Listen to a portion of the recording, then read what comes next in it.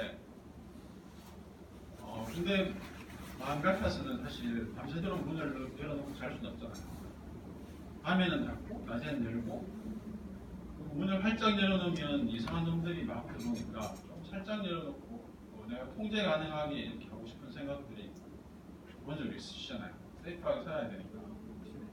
오픈 이노베이션도 사실은 우리가 뭔가를 받아들이는데 좀 이렇게 우리가 원하는 방식, 나쁜 놈과 이상한 놈은 안 들어오고 좋은 놈만 들어오면 좋겠다 이런 생각들을 하시잖아요.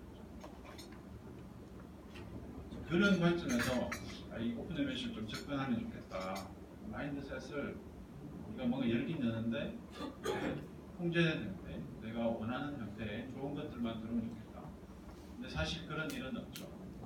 문을 열어놓으면 실제로는 이상한 놈들이 많이 들어오고 좋은 놈은 가끔 들어오고.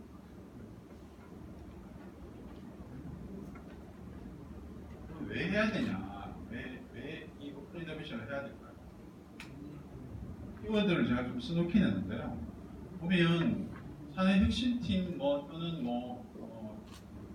혁신이 들어간 신사업팀, 혁신사업팀 등등의 것들을 보면 결국은 새로운 사업을 발굴하고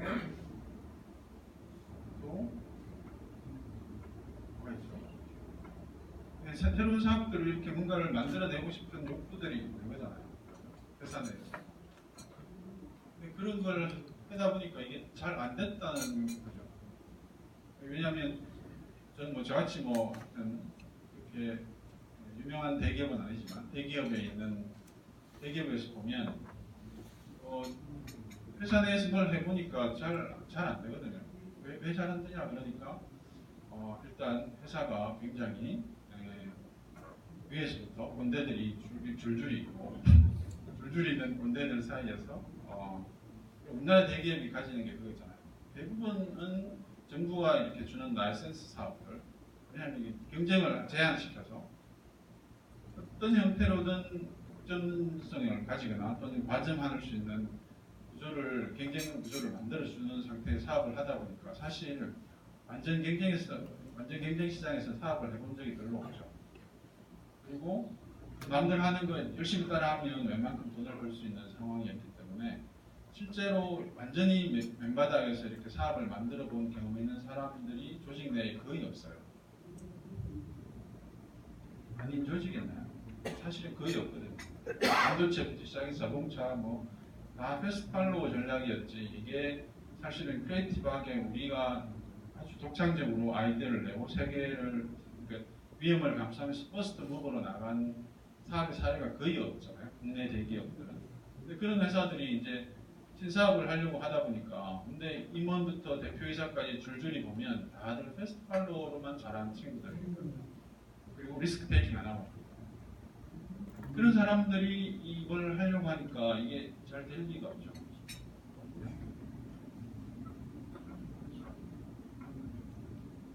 이걸 하고 싶긴 한데 솔직히 말하면 잘하는 사람이 조직 내에 없으니까 그러면 좀 이렇게 외부의 영향들을 받아들여서 새로운 사업을 좀 만들어 보면 어떨까라는 게 너무 당연한 생각이죠. 이게 이론이나 해외 외국의 사례 이게 문제가 아니라 우리 조직의 문제를 딱 들여다보니까 실제로는 이런 새로운 사업을 발굴하려고 하다 보는데 실제로 좀 괜찮은 게 보여서 실제로 실행을 해보면 너무 느리죠. 뭐냐면 어떤 일이 생기냐면 밑에 이제 대리나 또는 사부장품 되는 분들이 굉장히 좋은 아이디어를 이렇게 들고 가면 임원들이 첫 번째 하는 얘기가 뭔가요? 뭐라고 하셨는데? 무슨 소리 하는 거야? 무슨 소리 하는 거냐부터 설명해봐. 그다음에 너 해봤냐?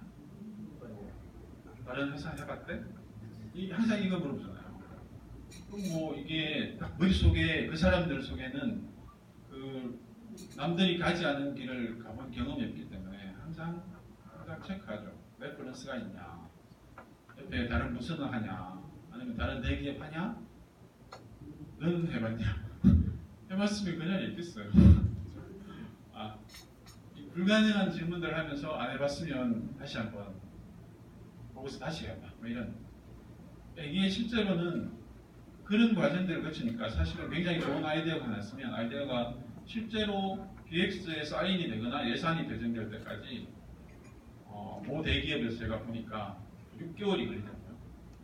뭔가 얘기를 해서 이게 컨펌 받고 막 이랬는데 근데 제가 이제 제가 옛날에 뭐 벤처 기업에 있을 때 만든 기획서를 한 장 만든 게 있었는데 그게 현재 기획서가 이제 파워포인트 한 장짜리에 9줄 정도 있어요. 9줄 정도 있고 마지막 줄에 나스닥에 상장합니다. 이렇게 딱 써서 대표이사한테 딱 보여주니까 대표이사가 괜찮은데 그리고 3일 있다가 밤에 저녁 먹으면서 소주 한잔 하고 그 다음 날 그래 해봐라. 그러면서 20억을 저한테 예산 배정을 해줬어요. 딱 3일 걸려가지고.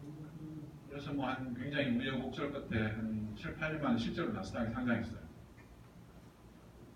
근데 그 실제로는 예산 배정 받고 시스템이 오픈되는 데까지 3개월 걸렸거든요. 3개월 밤새서 막 만들어가지고 딱 서비스 시작한 게 3개월 걸렸는데 대기업이 와보니까 이걸 설득하는데 6개월이 걸리고 예산까지 받는 건 사실은 거의 1년 걸리는 겁니다. 1년 걸리고 그 다음 실행하려고 하면 이미 뭐죠? 이미 끝난 얘기죠. 남들이 이미 하고 있어. 사인 받고 예산을 받으면 끝나야 돼. 그러니까 이게 우리가 말하는 트렌드나 또는 타임 투 마켓하고는 완전히 경쟁 자체가 안 되는 거죠. 속도를 도저히 따라갈 수가 없어요. 도저히. 돈은 얼마나 많이 드냐 하면 그 6개월 동안 우리가 뭐 선큰 코스트라고 하잖아요. 이게 그냥 날아가는 돈들이 대기업 직원들이 뭐 어쨌든 한 명이 여러 가지 복지 혜택까지 다 하면 인당 한 1억 정도 든다고 치면 6개월 동안 한 3명이 이미 한 20억 쓰고 없는 거죠. 제가 만든 그 사이트는 20억 가지고 시작했는데 여기는 뭐 이미 이 소멸 비용도 한 20억이 이미 한 6개월 동안 다 날아가고 있고 그 다음에 하면 이제 이미 이 시장에 막 나오기 시작하는 서비스를 그때부터 만들기 시작하는데 한 50억에서 100억 정도 들어서 아웃소싱하죠. 근데 뭐 아웃소싱 해야 되니까 공정하게 해라. 그러면 어떤 일이 일어나나요? RFP 만들어야 되고 RFP 만드는데 한 달 걸리고 설명하고 그다음에 업체를 막 협상하는 데 한두 달 걸리고 실제로 프로젝트가 고하는 데까지는 예산 받은 때부터 한 3개월에서 6개월 있다가 시작이 되죠. 이런 일들이 돈도 많이 들고 하는데 그럼 이미 뭐 한 1년 뒤쳐져서 시작한 다음에 들어가면 잘 될 리가 없잖아요. 그리고 요즘은 뭐 주 52시간 얘기도 있지만 사실은 대기업 직원들이 40시간 일하잖아요. 그러면 다시쯤 되면 집에 가고 그 사이에는 굉장히 삶을 누리고 아무 생각 없이 있다가 다음날 또 생각하고 그렇게 일하는 친구들이 일을 해서 실제로 성과가 나기가 어렵죠. 뒤에 제 발음 잘 들리시나요? 네. 서울말이다. 잘 못 알아듣시나요? 좀 공감이 되시나요? 제가 말씀드리는 게. 쟤 도대체 뭔 소리 하는 거지? 이러시면 근데 굉장히 쑥 태도가 좋은데요. 핸드폰도 안 만지시고 보통은 핸드폰 만지는 비율이 그 강사의 역량을 딱 내려놨다. 그러니까 2분 정도 만지시는데 굉장히 희소한 보통은 한 이 정도 규모면 10명 정도 핸드폰을 만지고 있어야 되는데 굉장히 좋은 수업 되더라고요. 누가 해야 되냐? 오픈 이노베이션 누가 하나요? 항상 보면 모든 조직에 이제 핵심팀이 있잖아요. 핵심팀을 제가 좋아하는 게 아니라 핵심팀이 있는 조직 중에 잘 되는 데가 없어요. 그렇죠? 신사업 기획팀이 있는 회사 중에 신사업이 잘 되는 데가 없고 핵심팀이 있는데 잘 되는 데 있고 뭐 예를 들면 사내 문화 뭐 팀이 있는 회사 조직 중에 문화가 좋은 회사가 없고 이게 되게 이상해요. 인사팀이 있는 회사 중에 인사가 잘 되는 데는 없죠. 인사는 다 모든 조직이 있는데 인사가 실제로는 잘 되는 조직이 거의 없다는 얘기잖아요. 좀 과장되긴 한데 근데 사실은 이 둘 중에는 답이 뭘까요? 탑다운일까요? 아니면 바텀업일까요? 예화기 행사님. 역시 교감이 없었는데 텔레파시. 아 저도 탑다운 같아요. 이게 역시 탑의 의지가 되게 중요하고 아까도 말씀드렸지만 뭐 혁신적인 아이디어를 가져왔는데 너 해봤냐? 이 말하는 순간 혁신은 끝나는 거죠.